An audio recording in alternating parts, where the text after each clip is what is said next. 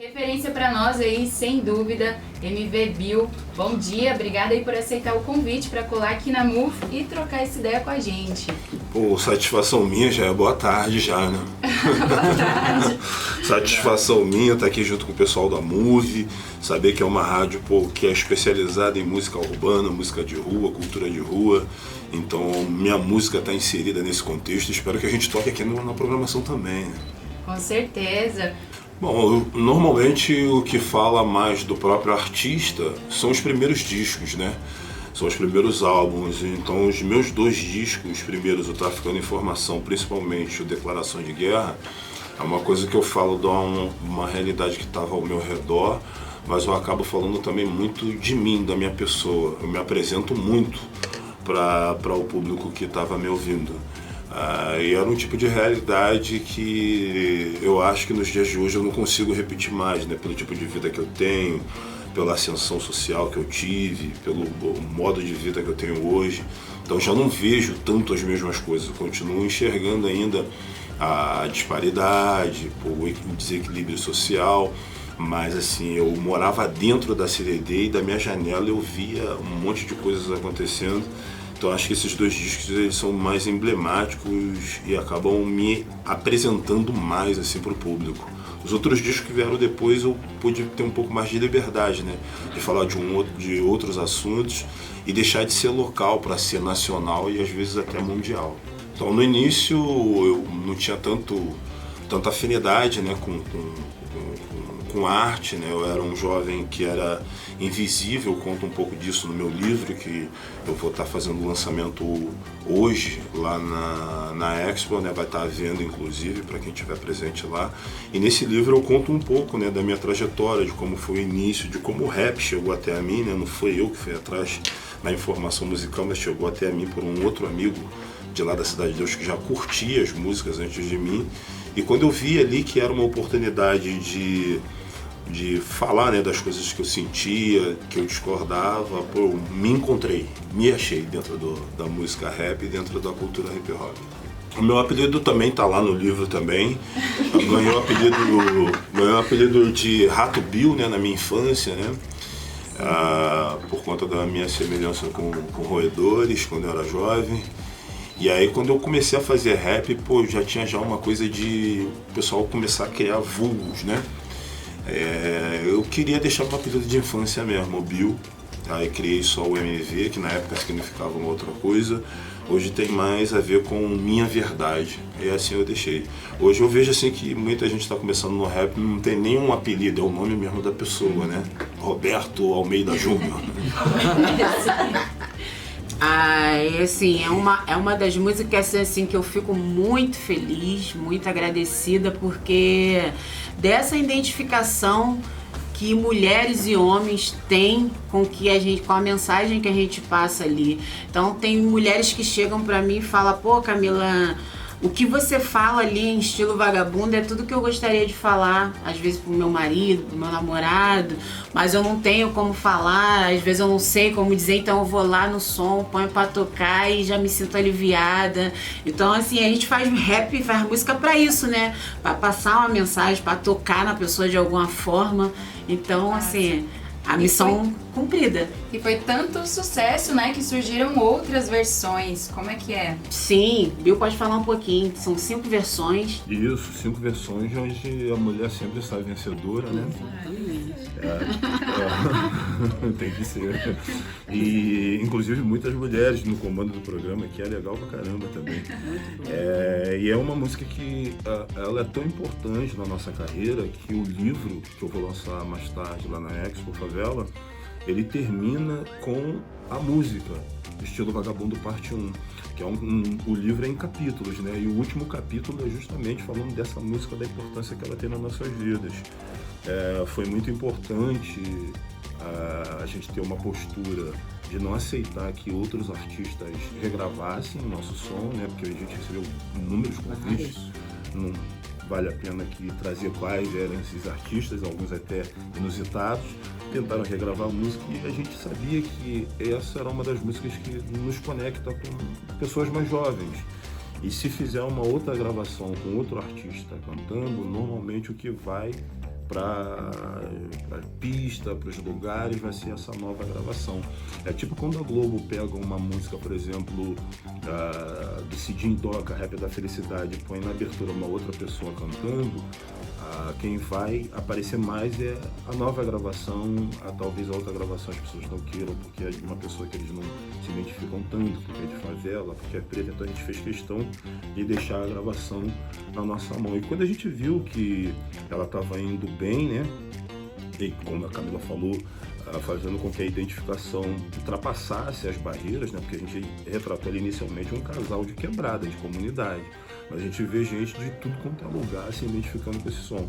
Aí a gente decidiu fazer mais partes, chegamos na parte 5 e aquela gravação que tem no início, né, que é da menina chamada Cristina, lá da Cidade de Deus, salve Cristina, que faz aquele xingamento, ela fez de primeiro. Eu explico no livro como é que foi esse xingamento, como é que foi para fazer essa gravação.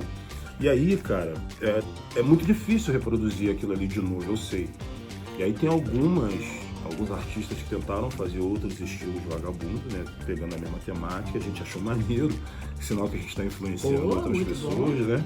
Só que teve uma produtora chamada GR6 que pegou a introdução da música inteirinha, cara, e botou em cima de um funk, de uma música deles. Aí já não é maneiro. Não nos pediram autorização. Fica fora de contexto também, né? Eles até tentaram botar um contexto, mas não nos comunicaram, não falaram nada. E eu vi que é uma produtora também de gente preta, de favela, de periferia. E, pô, a gente precisa se respeitar, se comunicar.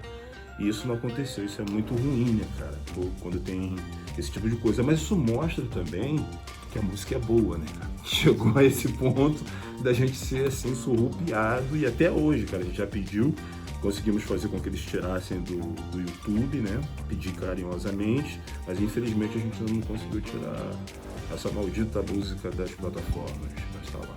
Eu falo que aconteceu nos bastidores daquela apresentação, né? Porque eu era convidado há 3 anos antes para ir no programa do Faustão, para cantar uma música, de repente dar o contato de shows e ir embora. E eu sabia que aquele era um programa muito emblemático, que era da família brasileira, que todo mundo assistia, a gente não tinha rede social, YouTube como a gente tem agora, que eu parava todo mundo no domingo para ver a televisão. Não é a realidade de hoje. Tem gente até que gosta dos programas dominicais, mas vai assistir qualquer hora que quiser, de madrugada, na internet, não precisa ficar naquele horário. Então naquela época a gente estava no pico da parada. Então Celso, meu parceiro, Celso Ataíde, na época conseguiu negociar pra gente ir no programa do Fausto e ficar 15 minutos cantando uma música, talvez 2, mas ficar 15 minutos falando de tudo que a gente tá fazendo aqui, né? Elucidando o que é o trabalho que a gente faz, o que é o hip hop, o que é a CUFA. E acabou que quando a audiência foi aumentando, né? Naquela época eles tinham um medidor ali na frente para saber o que tá acontecendo. Cara, a gente ficou 45 minutos no ar. Isso é um marco na televisão brasileira. Falando das coisas que a gente estava falando, explicando o que a gente estava fazendo e apresentando músicas. Cantamos 2 sons, que aconteceu aquela coisa engraçada, que é aquele improviso que não era improviso.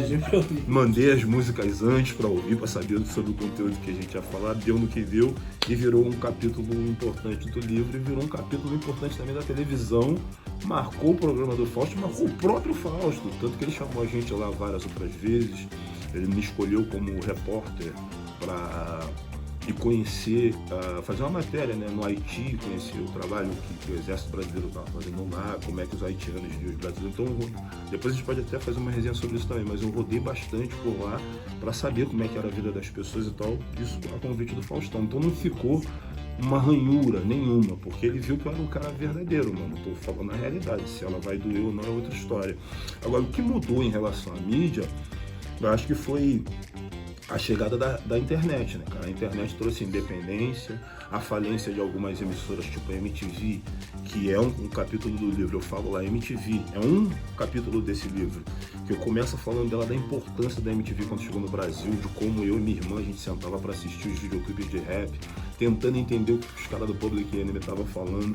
E depois chegou num certo tempo, a MTV começou a trabalhar com predileção, escolhendo seus artistas preferidos e tirando outros artistas da roda. Tem até uma parada que já acontece hoje nas plataformas digitais, acho que era muito frequente na época dessa mídia que a gente está falando, que é das gravadoras pagar não somente para o seu artista tocar, mas para pagar também para outros artistas não tocarem.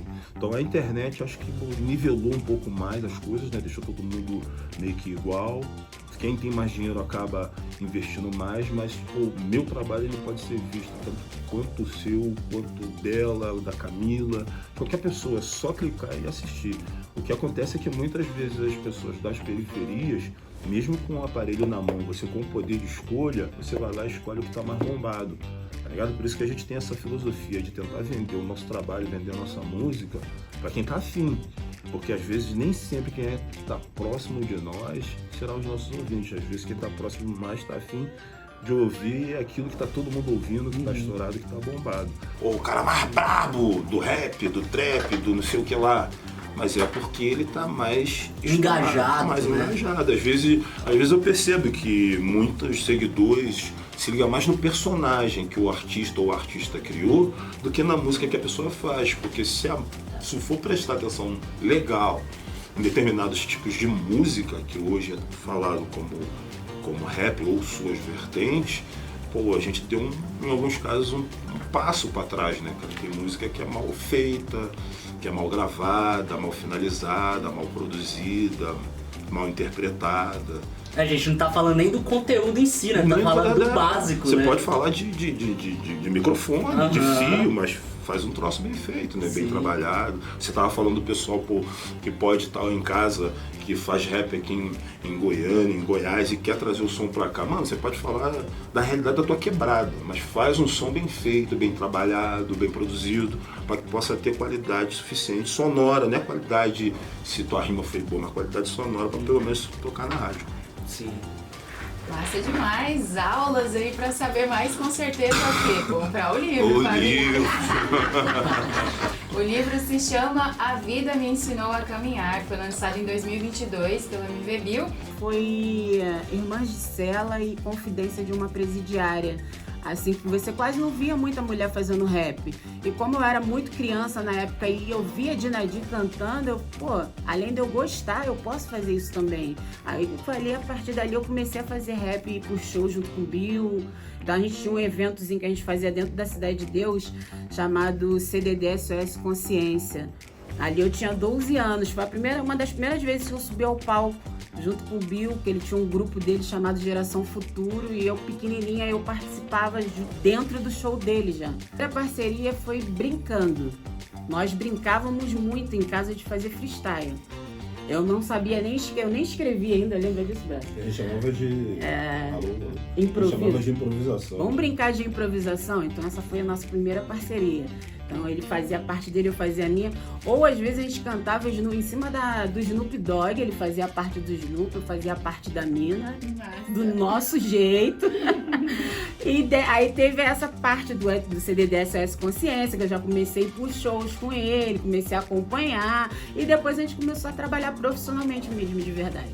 Não, eu não moro mais na Cidade de Deus, estou sempre lá, porque minha mãe mora lá, minha família tá toda lá, inclusive Dia das Mães eu passei lá com a minha mãe, com a minha família, minhas irmãs. Mas hoje em dia eu não moro mais na Cidade de Deus. O seu vulgo CDD é de Cidade de Deus. Eu tenho uma casa dentro da Cidade de Deus, meus pais moram lá, minha família toda tá lá, minha origem, toda minha vida tá dentro da Cidade de Deus. Como eu, quando comecei a fazer rap, encontrei o caminho pavimentado, a nova geração encontrou também. Então eu acho bacana que dê continuidade ao trabalho, por mais que eles façam um rap diferenciado, que é mais trap, mais drill. Eu vim mais do tempo da época do boom bap. Então eu acho bom ter mais gente fazendo rap, mais mulheres fazendo rap, eram pouquíssimas, então ver a cena engrandecendo, isso fortalece cada vez mais, eu acho bacana. Vem, Move FM.